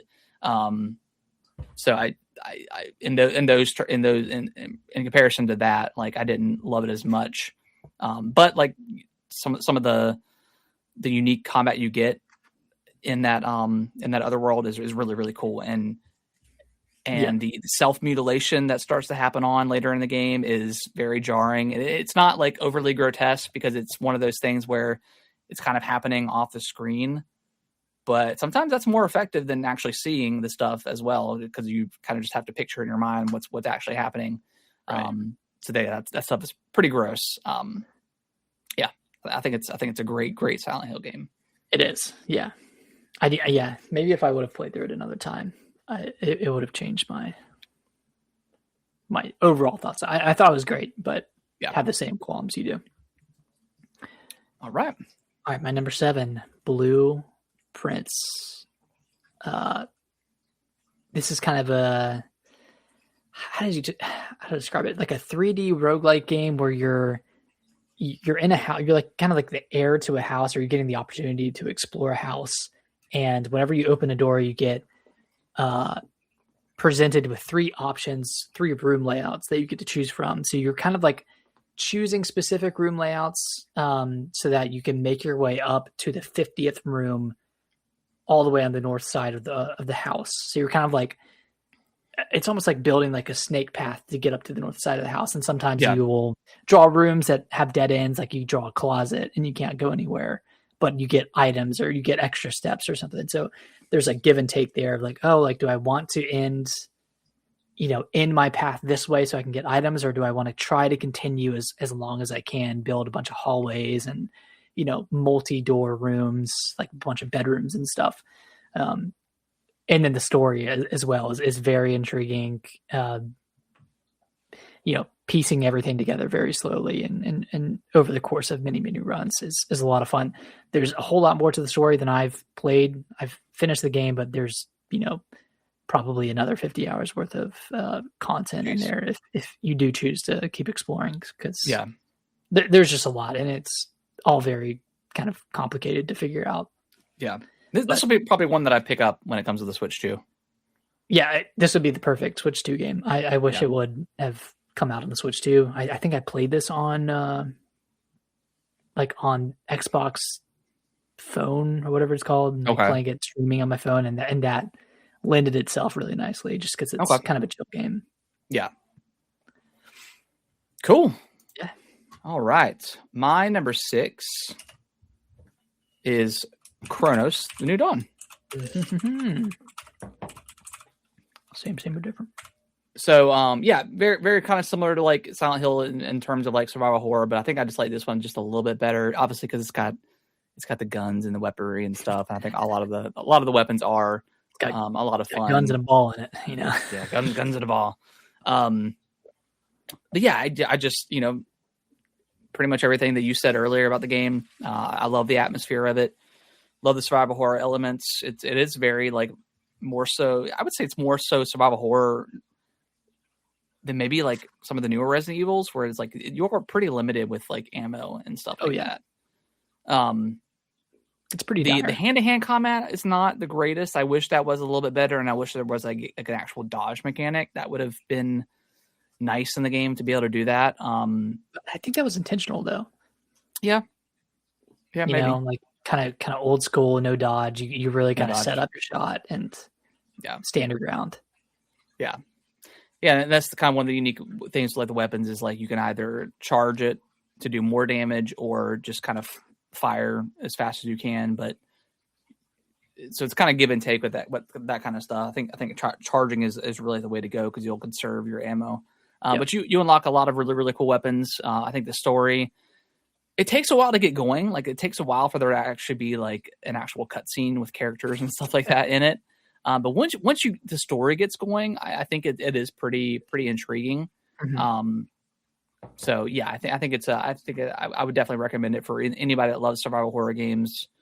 I think Bloober knocked it out of the park. Did have some frame rate issues on the Switch too, is where we played it. So it probably runs better on the other consoles, but that's just kind of what you get with Switch 2 for some of this stuff. But yeah, I think it's an excellent game for sure. All right, this one might surprise you a little bit, but my number 6 is Metroid Prime 4. Okay, that doesn't surprise me a lot. I really did. I love this game. I think top 10. Yeah, top 10. Obviously, had a really good time with it. I thought all the specific areas were great. I thought the desert, to an extent, was great. Very cathartic to run through. Yeah. And smash all those crystals. I'll always be smashing the crystals. Yeah, don't wait till the end. Don't wait till the end. Yeah. I think I'm more excited for Prime 5, especially after hearing the interview. I can't remember who the interview was with, but they were talking about, they were kind of handed this idea from Bandai, who had initially worked on Metroid Prime 4, and Retro took it over back in 2019, and they were kind of handed the framework for it, right? Of like having an open world type game. So they took what they could and like they shaped it into, something that made some semblance of sense. And I think that's where the desert area comes from, and that's where Viola, like the motorcycle, comes from, and all that stuff. I'm excited to see if Prime 5 can kind of find a better way to interconnect all the world, or interconnect like all the different levels and make it a bit more seamless. And I say that because I'm not super excited to replay Prime 4, whereas Prime 1 remastered, or Metroid Dread or Metroid Fusion, or like any of the 2D Metroids, those are exciting to replay because nothing wastes your time in those games. Whereas in Prime 4, like there are things that can waste your time, and there's not really room for sequence breaking or doing things out of order, because like with the fire shot, for example, you have to get the fire upgrade and then you have to take it back to Miles. Yeah, every time to even activate it. Whereas in every other Metroid game, you get it and you just get it. Yeah. Yeah, that is definitely, there's a lot of backtracking and going to places that, and even like after you do the Volt Forge and you get Viola, even Miles is like, hey, there's these 4 other keys you need. You go anywhere you want, and it's like, no, we actually can't. Like you try to go to the fire area, you get blocked out by the lava, so you have to go back to the ice belt, and get the ice charge, whatever. So it's kind of like it tricks you into thinking you can go wherever you want, but you actually can't. Which is why I think a lot of people compare this game to like Ocarina of Time, because looking at the map, you're like, oh, I can go here, and then it's like, no, you actually can't. You don't have Epona, you don't have the hook shot yet, or whatever. So it's like you can't actually go to anywhere. You just have to follow the path that's not necessarily laid out for you. I guess looking back now, like, after each new weapon variant you get, it is a little bit annoying to have to go back to Miles to get that upgrade to where normally, like you said, you can just upgrade it on the spot. And I even watched a video of someone sequence breaking, and they were in Volt Forge and they didn't have the grapple yet. And there's that area at the bottom where you have to grapple to get, I think, the ice shot. Yeah. Ice shot or the thunder shot or something like that. And they were able to do it without using the grapple, but then they were like soft locked out of the game because the game didn't expect them to have it. So they couldn't bring it back to Miles to activate it. It's like, well, that kind of sucks. Like then it kind of deters you from wanting to replay the game and try to find, these kind of secrets. So yeah. All that being said, like it's a great game and it feels really great to play, and it runs great, and it's on my list. So obviously, I love the parts that I love, but that doesn't mean critique it. I'll talk about it as well, because my number 5 is Prime 4. Okay, I expected it to be somewhere low top. Yeah. I mean, I liked everything about this game pretty much. Like, I know a lot of people complain about the overworld and driving through the desert. I liked it. I thought it was, like you said, like a cathartic experience. Every time I saw the green shards, I just ran through them. It wasn't a huge deal. There was enough to do in the overworld with finding like the shipwrecks and stuff like that. That obviously don't really mean much early on until you get some of the more of the upgrades, and then there's some story stuff based on those wrecks to get the mech parts and stuff like that. Yeah. but I never had a problem with it. You know, even in the moment when I was getting these new items and going back to Miles, it never bothered me. And I guess in looking back at it, it's like, yeah, that was a little bit of obnoxious, but in the moment, it didn't bother me at all. I never really felt like it was wasting my time. That being said, like you mentioned earlier, with Retro kind of forced to work with what they had, and because Nintendo's not going to be like, all this work that they put into, we're going to scrap it. No, use the framework and then kind of build off of that. Do what you do best and make a good Prime game. And once you get to those certain areas, like it is very much Prime. Not as deep as obviously Prime 1 where you're kind of connecting everything together, but I think each individual area is a lot of fun and unique. That being said, Prime 5, I want them to reel it back in, like you said, bring it back to Prime 1, have it just one connected world. I don't need another Viola type of thing, you know. Depending on the story, how the story goes, you know, with how that story ends, and we're not going to spoil anything here, but are we going to go back to Vuros or not? Is it just going to be forget about everything else and let's just move on with the Prime universe? Or maybe we go back and then something happens and then we're transported to somewhere else. You know, who knows exactly? But that being said, love Prime 4. But I don't need another one of these games. Like I wouldn't want Prime 5 to be kind of this with more stuff. I'd rather go back to the basics a little bit. Yeah, and I know it sounds like we're dogging on it, but you know, it's been anticipated for about 8 years. So even though it's high on our list, it's disappointing that it's not higher. If that makes sense. Like I wish this was my favorite game of the year, or you know, at least top 3, but that's how I kind of thought. You know, I had some ideas in mind of what my favorite games were, and I'm like, well, Metroid Prime 4 is coming out real soon, and maybe that gets a lot higher on my list. And you know, it's still number 5. It cracked the top 5 for me personally, but it should have been higher. Like and again with the reviews, and some of those reviews I don't think were very fair. You know, I think there's a lot of hatred for Nintendo and Switch 2 this year, and maybe some of these reviewers got caught up in that as well. I don't think Miles is necessarily a terrible character. He's not annoying. Like he'll briefly come up in the overworld and say, "Hey, you unlocked something. You know, you can maybe go back to another area you've previously." It's just kind of a reminder to obviously people that play Metroid know, but it didn't bother me in one bit at all. It was overblown to the 100th degree. It was just, I don't get it. I don't know why everybody rallied around that, hating on that character for whatever reason, but it was easy. Yeah, I guess. Yeah. All right, Nick, what is your number 5? Number 5 is Fantasy Life I. Nice. Okay. Girl Who Steals Time. It's on sale right now. I thought about picking it up. I mean, you should. Well, I don't know if you'd like it, but it's one of those games. Nothing about it is like the best I've ever played. Like there's not one mechanic where I'm like, oh, this is amazing. Yeah. But everything about it is consistently great. Because it's kind of in the name, but like you can do whatever you want. Like you can be a woodcutter, you can be a swordsman, you can be an archer, you can be a fisherman. Like you can do all these things, and you can seamlessly transition between each of them, and you can. Each life essentially has its own like skill tree and level to it, and like they all have their own challenges. So like you can kind of play this game exactly how you want to. If you want to be a carpenter, you can do that, and you'd spend your days just like making new armor or something like that, making new weapons, whatever. Or you can do a bunch of combat challenges, and there's like combat arenas, and there's obviously the whole story. There's a lot of combat as well, but it's just one of those like really kind of simple games that you can get sucked into very easily. And that's exactly what happened with me, where, you know, the Switch 2 had just come out. I think I'd put about 20 hours into it on the Switch 1 and then put another 30 into it on the Switch 2. Just because I was enjoying $2 upgrade. Yeah, that weird, like, $2 upgrade.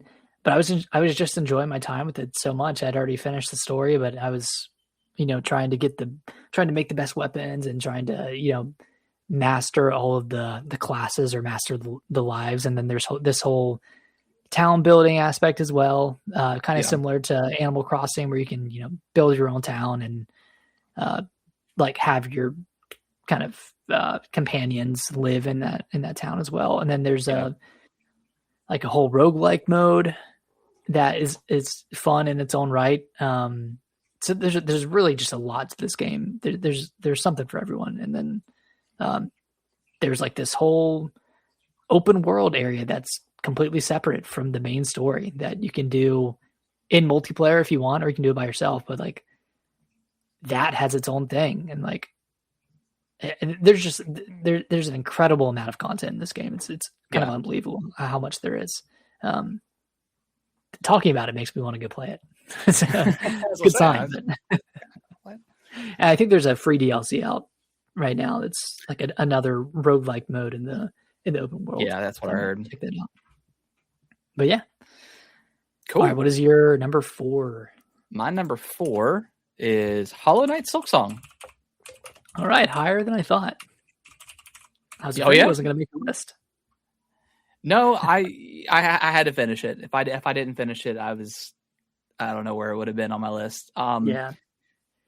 I mean, this is a much highly anticipated game for both of us. I jumped into Hollow Knight I think a couple of years after it came out. I played it on the Switch and just adored it. I absolutely loved the first one. Obviously, very excited for the sequel, and I really really did enjoy this game.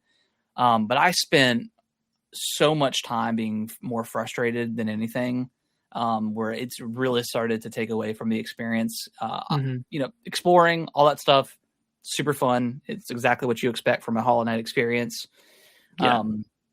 Some of those bosses, specifically that gauntlet encounter, was just too much in my opinion, and I despise the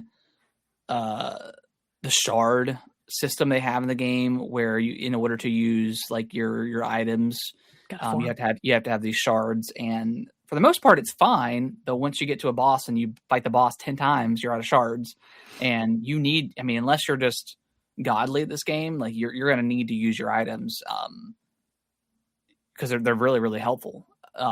And I don't necessarily think there's anything wrong with farming, but it's kind of a waste of time. At some point, like once I had done it a bunch, I'm like, man, like, is this worth doing? I don't know. Am I having a fun time with this game? And the answer was no for a lot of this game. So it is number 4.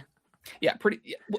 And other than that, everything about this game is incredible. The music, the art style, the combat. I love how Hornet is so much faster than the original Hollow Knight or whatever. The combat's quicker. The combat's really really good. It's very satisfying once you defeat a boss or you get through an area. Oh, for sure. And it's one of those games where it's like, again, like I'll fight a boss for an hour or two, put it down, and maybe that's what I got to do. And then you come back the next day and you beat it in your first try or second try.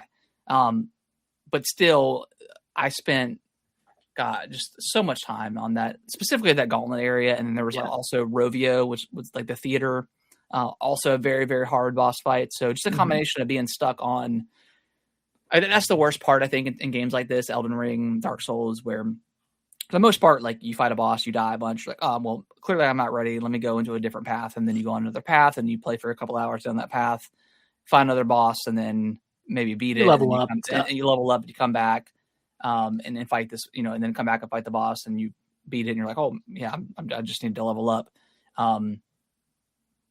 This one, maybe not, there's not much leveling up in this game at all. You just kind of increase your needle and get that stronger. So when you run into a boss that's really, really challenging and you just can't break through, it doesn't. Yeah, you just kind of you can't just farm for souls, like you can in other games. I mean, you can, because at the end of the day, like, I don't know, items are going to definitely help, but yeah, you just gotta beat it, get through it. So and eventually, like I said, I just got to a point where I was just, both paths that I could take were 2 really hard encounters, and it was just very, very frustrating. But like I said, other than that, game's great. Deserves the number 4 slot, but that makes sense. I agree with your sentiment. I struggled with that gauntlet, and then separately struggled with a lot of other bosses, especially those in the the final act 3. So I get it. I see where you're coming from. But all the unlocks, like the double jump was awesome. Like that whole area was very, very cool. Like it was a hard platforming area. But that was awesome. And just again, the Metroidvania elements of the game where, there's certain paths that, you jump up and in the map, there's nothing there. And there's like maybe some, I don't know, some foliage or something dangling down. And you're like, is that a path? And you jump up and then it's like, oh my God, like there's a whole nother area that you can go to. So all that stuff is incredible. The design of the map is amazing. I think they did a better job of fast traveling in this game. Just being able to get around the map and not having to backtrack a ton to get to a fast travel point. I think they did a lot better job with that. So yeah, overall, I think it's a better game than maybe Hollow Knight did. I maybe have to go back and play Hollow Knight just to compare, but I think in terms of like gameplay, it's more fun. But just some frustrating things. But I'm glad to be done with it. I'm glad to finish the story. So whenever the DLC comes out, I can feel good about diving into that. But yeah, great game. Nice. All right, Nick, what is your number 4? My number 4 is Hades 2. Nice. In my opinion, this is the perfect action roguelike game. Yeah. But I think this is either like a 9.5 or a 10 out of 10 game. If you like roguelike games, if you like action games in general, I wholeheartedly recommend this game. I mean, yeah, it does a lot different from Hades 1 in the fact that you can kind of take 2 different routes. You can either go down into the depths or you can go up top. So it kind of gives you variation for each run. So you could kind of switch it up. Whereas in Hades 1, you're always going the same place each time. Yeah. But in Hades 2, you can kind of go in those 2 different directions. You're constantly upgrading either your weapons, your character, your skills. Each run matters in its own way. And like each run has consequence, whether it's, a story consequence or it's just a consequence of you getting better or kind of evolving your character. It's just so fun. I think everything about the gameplay in this game is kind of perfect. I just love the combat in this game way more than Hades 1.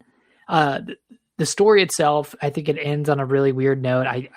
I know they changed the ending of the story after the game came out and kind of like retcon some stuff. I have not gone back to watch. Because it was in early access, right? Well, they actually went back after it like launched at 1.0. Oh, wow. Okay. And changed the ending of the story because people didn't like it.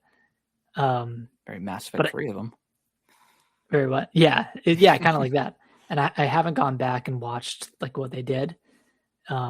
Interesting. But like aside from that story stuff, like I think all of the bosses are absolutely incredible. I know you've put about 10 hours into this game, so you've played through some of the bosses. Yeah, I should have put it on my honorable mentions list. But yeah. I mean, it's definitely challenging getting that first, like completing that first run is really hard, but once you do, it gets a lot easier. And it's good that it does because the game makes you do it multiple times to finally see the ending. This is a game I do want to keep going back to just to play through random runs. But it's honestly fantastic. This may be something I go back to. Excuse me, but I think this game kind of solidified my not liking roguelike games. I've never truly found one that I thoroughly have enjoyed, to an extent. I know like Slay the Spire is one of those, and I actually did buy that game. I think it was on sale for like $4. So I've got it in my backlog, so I'll probably boot it up at some point. So maybe that I do like myself a card game. Maybe I'll boot that up, and that will be the game that makes me fall in love with that specific roguelike. But I've tried a lot of Hades 2. What's Binding of Isaac? I tried that. What's the other big one on Switch that had like the Castlevania DLC, or not Castlevania? Dead Cells. Dead Cells was also like a really, really good roguelike that I put probably 10 plus hours into.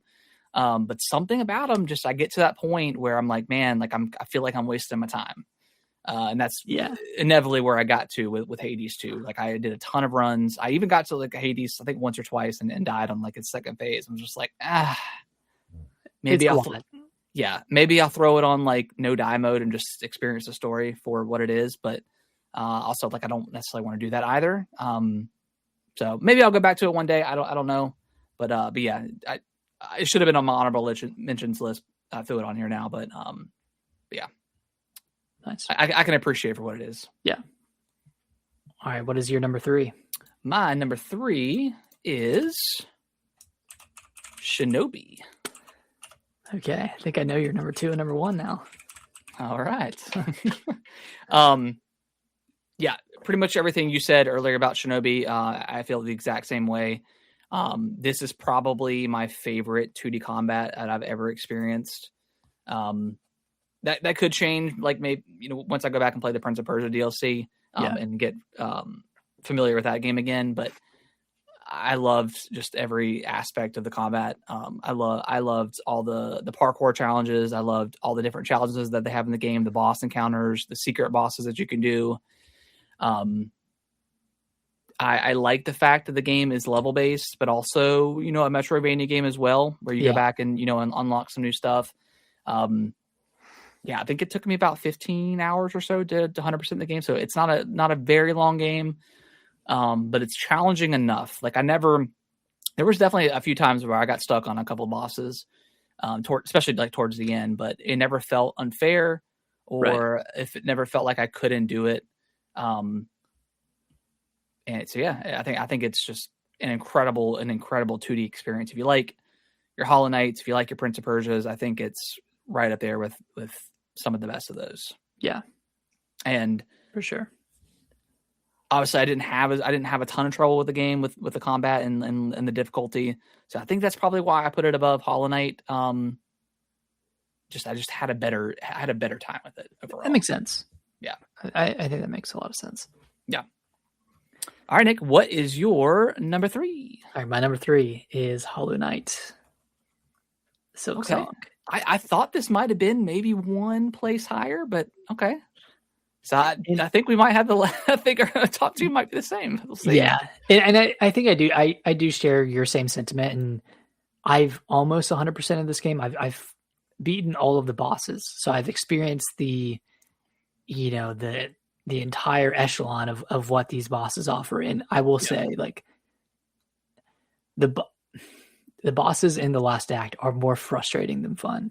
Yes. And I think that kind of watered down the experience for me a little bit. And I know like that's, I didn't have to do that, right? I didn't have to fight those bosses, but I wanted to see the very end and, wanted to do all the things. And they were just so hard for the sake of being hard, I feel like. And they never give you a break. But I do want to speak positively to this game because it's my number 3. Please. It is absolutely incredible. The exploration in this game is borderline perfect. The unlocks all the different combat mechanics that you get, like all the different crests that you get, different combat styles. Awesome. Yeah. Just kind of going back through areas in that Metroidvania style, like going back through areas with your new upgrades and discovering entire secret areas that rival, like in Bloodborne when you find the area with like the alien characters. That's just like completely optional area. Like some areas in Hollow Knight rival that experience of finding this entire space, and you're like, man, is this even required to beat the game? And no, it's not. Like you just it's an optional area, and that's awesome. So I can totally it's probably got like some of the best, if not the best, like upgrades in a video game, like in comparison to like Metroid and stuff. Definitely. Like, Metroid, even like Metroid Dread, like, are there any new upgrades or weapons in those games or abilities? Like, I don't in Dread, not really. So. I mean, there's the cluster bombs, but yeah, retreads, old upgrades. Yeah. This one's it's like right up there with like Metroid Dread, and as like one of, if not the best Metroidvania experience you're going to get. It is. Yeah, it is incredible. Well, I think we know number 2. But I guess we'll say it out loud for the people. Donkey Kong Bonanza.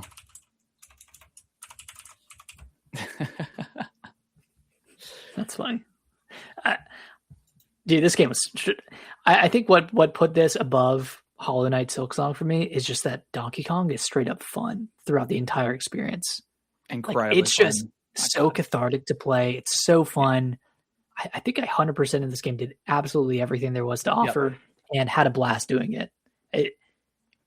There's something about a collectathon like this that just hits all of the right notes, and each layer is doing something different, offering a different experience. There are some layers that aren't as good as others, like kind of the middle of the game. Like it's kind of forgettable. It kind of blends all together, right? But then a little bit, but then it picks up at the end. Yeah. I'll let you speak on it as well. No, I mean, I agree. Like it's one of the best 3D platformers out there. It's incredibly unique with the way you can just destroy like literally, not literally, almost everything. Pretty much. Obviously, there's some limitations, but yeah, I mean, you could sequence break in this game, and it's just like, you could do it if you want, or you could follow the paths or not. Who cares? It doesn't really like. It doesn't matter. It's like it takes a little bit of time to get used to the controls with like up being Y, or X being up, Y being like horizontal, and then B being like the ground pound. But once you get that down, and it doesn't take very long, I don't think. Like it's so much fun, like traversing these environments. Yeah. I still probably prefer Odyssey, maybe. Overall, I think so. as a 3D platformer, but boy is DK very close. I mean, it's same team, right? It's part of the same team, so obviously makes sense that this game is going to be incredible. But the fact that this game came out, it's Donkey Kong, which I don't have a big history with Donkey Kong. I've barely played any of this game, and obviously this one's so different in comparison to the other ones. But the fact that I wasn't a huge fan of DK, and now I'm like, man, I need some more DK. Yeah. So the only negative I can say really is, other than like the middle kind of area levels not being too memorable, is the DLC that they put out for this was just kind of like it definitely did. Like that DK's Island should have absolutely been like a reward for beating the game, to go hang out and maybe do some random quest or whatever. The fact that this was $20 to get that, and then have like the roguelike mode, kind of a dud. Yeah, kind of shameful on Nintendo, and also like all their other $20 upgradable experiences are all also not that great. So it's like, man, another one that's like kind of subpar. What are we doing? But going back to DK, love the game, love the way that game ended. I thought that game, the ending was excellent. The twist it had was awesome. Man, yeah, what a damn fine new game. Experience. All right, well, number 1. It was inevitable, Nick. It was inevitable. Tomorrow actually came today. Expedition 33, of course. Yeah, gosh. I mean, I guess what is there to say about this game that already hasn't been said? But I mean, I love this game so much that I picked it up for the PS5 and got the Mirror Edition. This was one of the years, maybe similar to like Tears of the Kingdom year, and maybe not, because I loved Armored Core 6, but when I say Expedition 33, it wasn't even close to DK Bonanza in terms of like what I loved more. Yeah, it wasn't even fucking close. Like, oh my god, like as soon as I beat that game, I was like, man, I don't think there's going to be another experience this year that's going to come close. Like I was. That was a generational game. Yeah, like I was like, maybe Metroid Prime 4. Like that's what I thought maybe could come close to beating it. And obviously DK Bonanza came out, and that game is incredible, but we didn't know at the time. And Expedition 33 like kind of came out of nowhere as well. Like it got announced, I think, the Game Awards last year, or maybe the Summer Games Fest or Xbox's event. Yeah, man, this game is, like you said, a generational game. Combat is the best role-playing JRPG combat I've ever experienced. It's got the time elements into the dodging and parrying and jump parrying, and graphically it's incredibly good looking. Like it's like the whole time you're like, man, why does this like look like it's a painted, like it looks like a painting, and then you're like, oh, okay, well, that makes sense. And the story is, it's my favorite story in a it's long one time. Of the, I don't know if it's the best story ever in video games, but damn, is it close? And it might be, it just might be. It is, God, it is sensational. It's a good story when me and my wife are talking about it afterwards and debating what the right choice is, right? Or like what's the moral thing to do. Like, because there's really no right choice. No, right? It's not. Oh man. And then, just the way, like, oh God. And the ending of Act 1, like that kind of twist.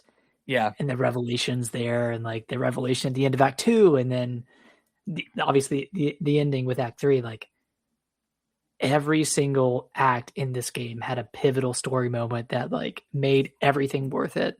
Yeah. And then on top of that, you have incredible gameplay, you have great exploration, you have really fun levels, or like worlds or levels to roam through. Yeah. And then the characters themselves are awesome as well. Like SDA is such a fun character. SDA is like one of the best new side characters ever to come along in video games. Yeah. So awesome. Like everything was done so to perfection with this game, and it was done by such a small team, which is even more impressive. Yeah. I mean, just that scene alone with like Verso sitting there at the pier after Act 2, he's reading that letter, and then everything's happening around him. It's just like, oh my God, like just mind shattering. Like, oh man. Yeah. And then at the end, where like Lune's looking at Verso, I'm trying to avoid spoilers to a degree, but like when she just sits down and she's just like, yeah, oh my God, man, the voice acting is incredible. I mean, there's a reason why like half the cast got nominated for voice actor of the year. Right. And obviously Jennifer English took it with Mael, but yeah, and it's one of those games too where it's like I went back and I played some of the DLC and was getting familiarized with the combat again. I was like, man, like this combat was insane. Like it's so hard. So customization, good. Like the freedom in how you wanted to play was, I don't know, kind of unparalleled. Yeah, I mean the Picto system it's very confusing if you're just looking at it, but once you figure it out and you kind of can like do the synergies with each character and the Pictos and stuff like that, like it's oh my gosh, there's so many different variations that you can do. It's fun to make a broken build with it. Yeah, a glass cannon, or making Verso combust at the beginning of a turn, and then like, oh god, it's just so good. it's incredible. Like I've never been taken aback by a video game. It's been a long time where I'm just moments happened in the game. I'm just like, wow. Right.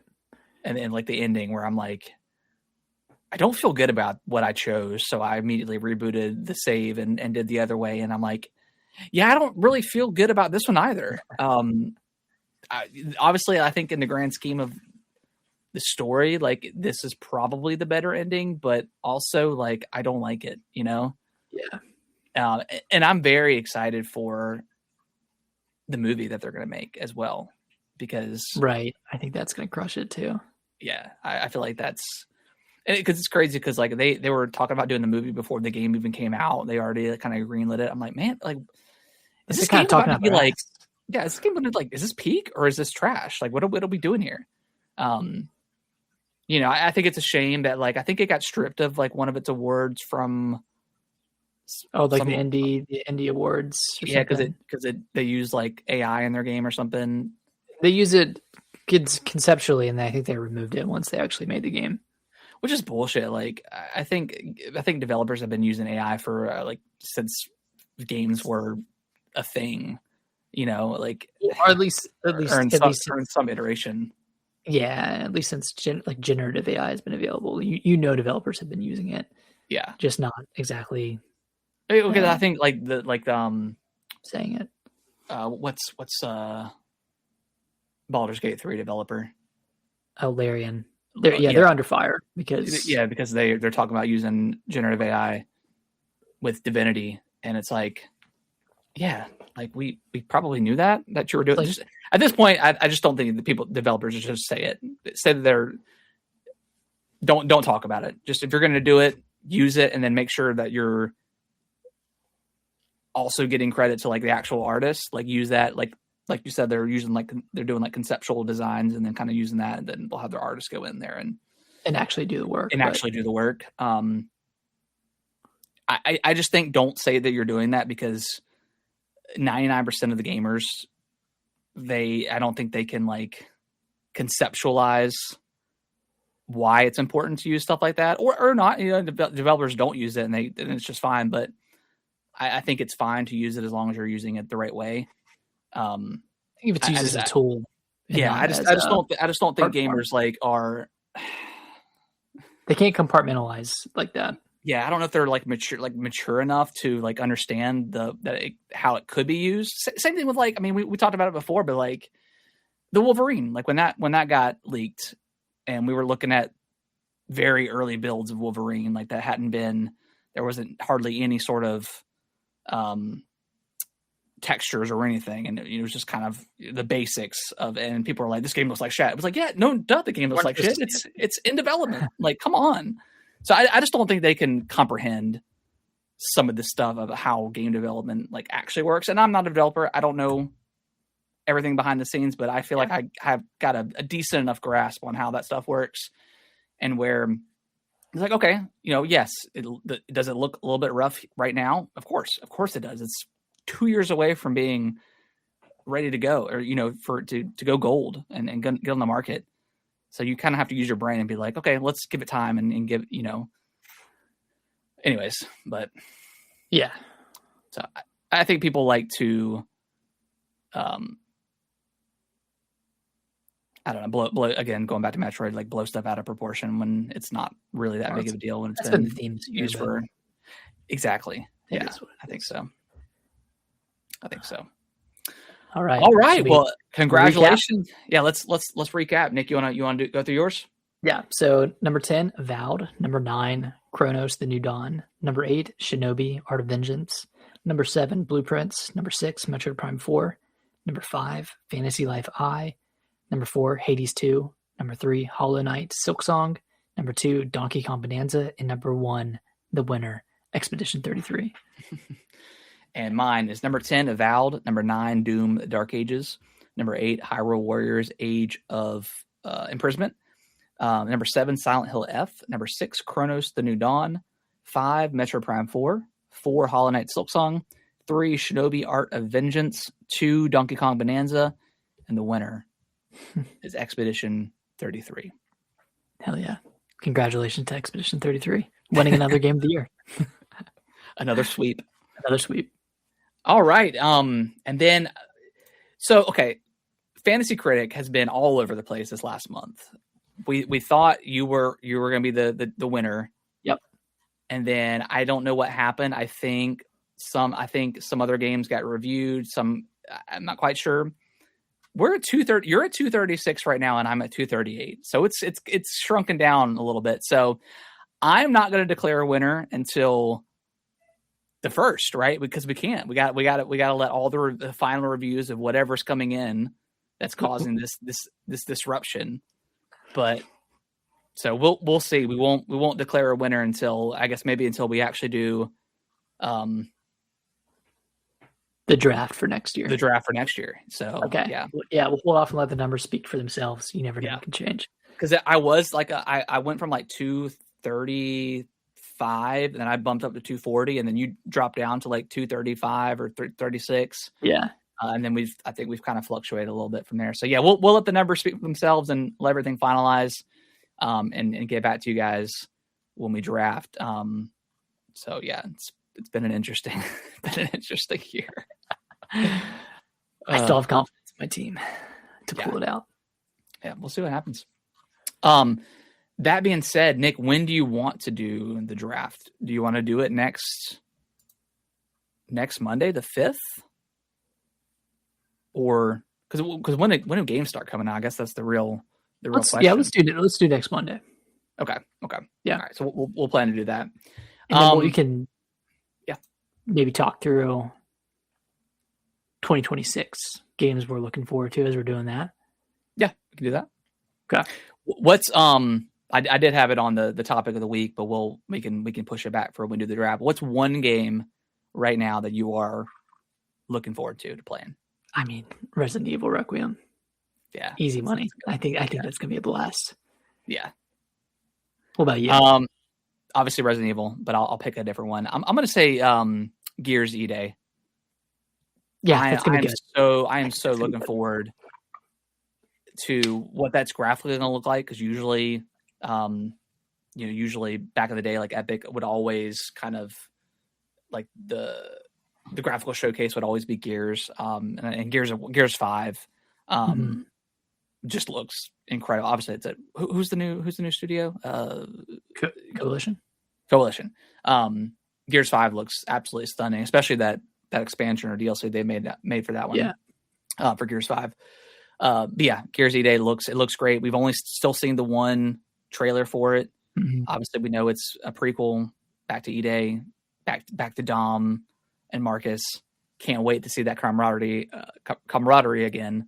Yeah, man, I love the Gears. I love the Gears universe. It's gonna be awesome to go back. To be back. Yeah. God damn, it's gonna be fun. And hopefully I don't know if they will for sure like add multiplayer. I would assume it would come with it, but I'm looking forward to seeing what they do. That's a little bit new. I think the Gears multiplayer got a little bit stale for me, especially with 5. I played a decent amount of 5, but it got a little bit stale for me over time. So hopefully they shake it up a little bit if they do multiplayer. And then I'll briefly mention like Halo. Like I'm going to pick that up on PlayStation 5, and that's going to feel weird. It's going to be really fucking weird. It's going to be awesome. Can't wait to go back. And I think they're going to be remaking 2 and 3 potentially. That's what they're talking about, or it's being leaked, so or rumored. So yeah, I think it's going to be a big year for Xbox. Hopefully they just don't have any more studio shutdowns or layoffs. Hopefully, it sounds like due to like the chip shortages that the next generation may get delayed, which I think is a great thing. I do not need a new anything next year.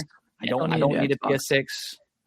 27 at the absolute earliest, and I'm talking like November of 27 at the absolute earliest for anything new console wise.